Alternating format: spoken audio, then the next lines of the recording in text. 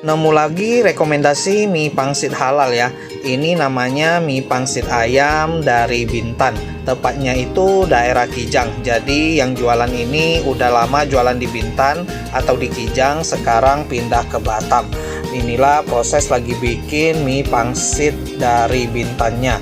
Satu porsinya harganya 20.000, toppingannya ada ayam merah, kemudian juga ada ayam cincang, dikasih bakso ikan iris, kemudian juga ada sayuran tauge dan bakso ikan bulatnya. Dan penampakannya seperti ini guys. Untuk rasanya tekstur mie-nya itu cenderung kecil dan kenyal ya. Kemudian ada dikasih saus tomat sehingga warnanya merah-merah gitu. Kalian juga bisa pilih sih tanpa saus tomat. Ini rasanya asin gurih pas banget. Pangsitnya juga enak, tebal banget. Cabenya itu pedas karena pakai cabai setan. Oke, mau cobain ke Mitra Raya aja, namanya mie pangsit ayam.